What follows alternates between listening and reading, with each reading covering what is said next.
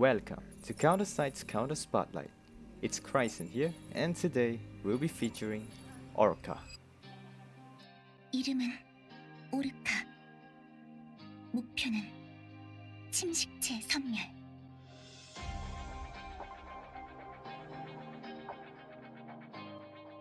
Orca is a land-type striker that can only target ground unit, and she specializes at killing corrupted objects due to Orca's hatred towards it. Orca can self-sustain in battle, and she gets stronger the longer the battle lasts. Despite her being a striker, she have low hits and evasion, which usually a striker have high evasion. To make off on that, she has a pretty high amount of HP and attack, but she still dies off quickly due to her low defense and evasion. So, to make sure she stays as long as possible on the field, it is important to bring out a defender to keep her alive. Orca's basic attack will be her basic skill.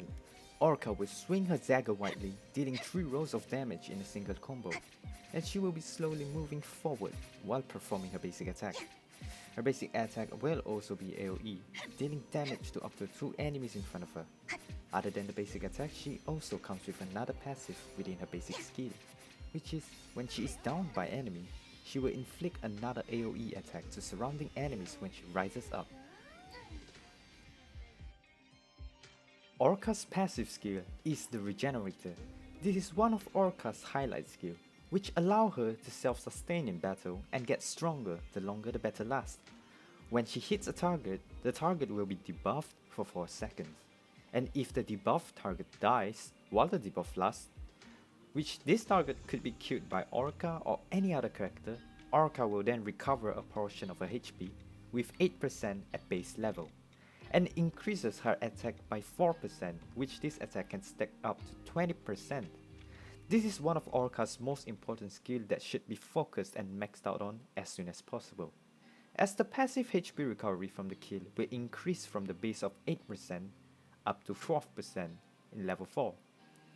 The reason as to why this skill has to be maxed is also because of the effect of level 5 in this passive skill, which this allows her to be completely immune to stun. So no Cow Wall or Sylvia skill can stun her. But keep in mind though, even though she is immune to stun, knockback will still applies to her. And this passive also allows her to deal 50% more damage to corrupted objects and replace her, allowing her to dish out massive damage towards most of the enemies in PvE content, making her the queen of PvE in my opinion as of the recording. This 50% damage also applies to corrupted objects summoned in PvP as well. So John Mason, you better watch out. Orca's special skill is Dagon's Dagger. The skill itself is pretty simple. Orca will summon 6 daggers and throws them in front. Each dagger can penetrate once, thus hitting 2 targets per dagger.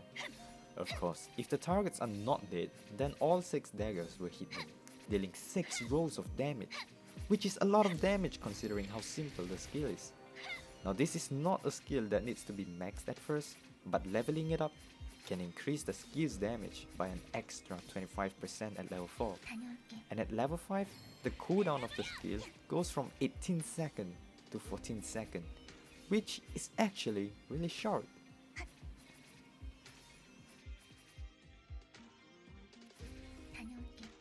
Orca's ultimate skill, which is known as a really good execution skill, is Orca's Fury. She charges and dives towards one of the enemy, inflicting massive damage. The skill itself has a 50-second cooldown, but if the skill executes someone, its cooldown time is decreased by 40 seconds, leaving only 10 seconds downtime before the next cast. This skill is also one of the skills that should be focused on to level it up. And up until level 4, it is just damage increase, but on skill level 5, the damage she dealt using this skill will become true damage. This also means that defense or damage reduction or anything related to that will not have any use against this out. This allows Orca to really execute someone.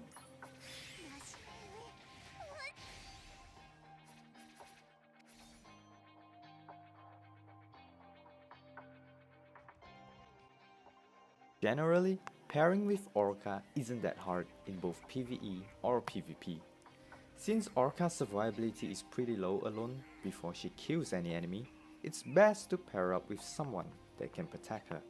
A great suggestion to pair up with is Irie because of her passive which increases Striker's damage reduction by 10%.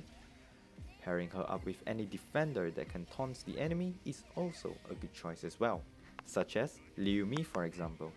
Of course there's many more choices out there, as most of the defender comes with great taunting skills.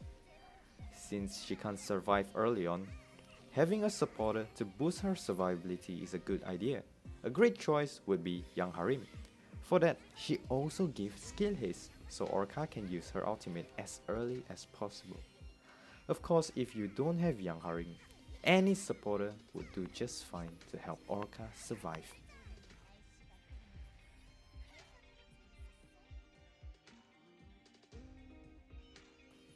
Orca usually dominates in PvE content. So long as there's not too much air unit that Orca can't kill, everything would be fine. In this clip, I wanted to show Orca's true potential in doing PvE content, so I placed only a defender to taunt the enemy for Orca at first, and a supporter to debuff the enemy. As seen in the clip, Orca doesn't have a lot of struggles in PvE other than the knockback, of course. In this clip, we can also see Orca will stack up her passive attack buff to 20% pretty quickly. And with the passive heal, it's pretty hard for Orca to die.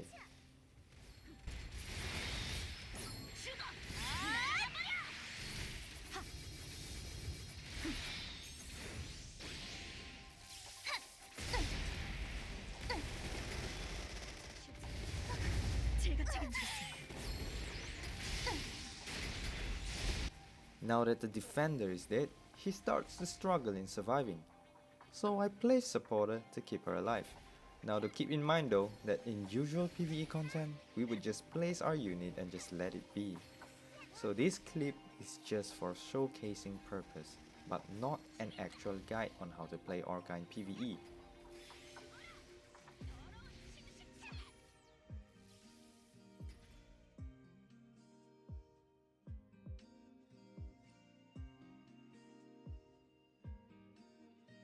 In PvP, unlike PvE, it is hard to just place Orca and let her dominate as she dies off really quickly. It is best not to place Orca first in my opinion, but place Defender first, which I place Stronghold as they have taunting skill. Here, my opponent instantly rushed me with Kang, and as we all know, Striker is best against the Ranger, so I place Orca straight on top of her. Killing Kang also allows my Orca to start stacking up her passive attack. Since my opponent's leader is Chifuyu, I know she will place Chifuyu. So I place a sniper back. And we all know Chifuyu can 1v1 almost every striker. I tried placing as much frontliner as possible to take off enemies' valid hit count so they wouldn't hit my Orca so often. I also placed Irie. As we all know, Irie can provide more damage reduction to striker, which Orca is one. I also placed a supporter behind to keep my frontliners alive as long as possible, so then they wouldn't kill my Orca. I also followed up with placing Shinja to buff up Orca attack speed and crit rate. Now the opponents here tried to dish out as many frontliners as possible to stall me, but at this point my Orca is at max stack attack. It is too late and I'm dishing out massive damage already, so unfortunately for him, I got the win. Of course, every PvP round will be different and you will have to adapt to different situations accordingly, but as long as you don't put Orcas as a solo frontliner, she should have the chance to survive pretty long and get you the win.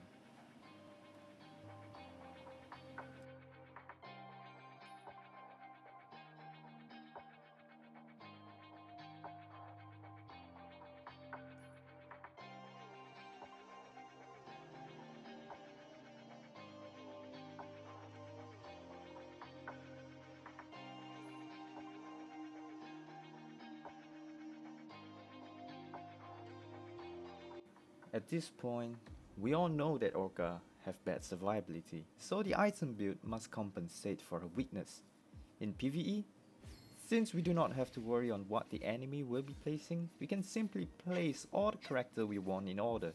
Not to mention, Orca specialize in killing PvE mobs, I would not use item to boost Orca's survivability in PvE. Instead, in PvE, I believe she should be focused on killing. So a simple attack gear would do just fine. Skill Haste is a versatile gear that can be used as well, as having Skill Haste allows her to use her ultimate skill as early as possible. In PvP, however, I believe her survivability should be prioritized, so I recommend building her with full HP set. A hybrid set could work as well, mixing attack and HP, but she would risk dying slightly faster comparing to pure HP set. But the best offense is the best defense, right? A versatile set would be Skill Haste again, which may work in our favor or against our favor, but if you have Skill Haste set, I would suggest you using it on a supporter or CC character instead of Orca first.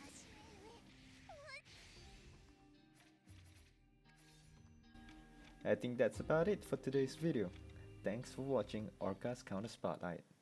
Please leave a like and subscribe if you enjoyed or learned anything new from this video.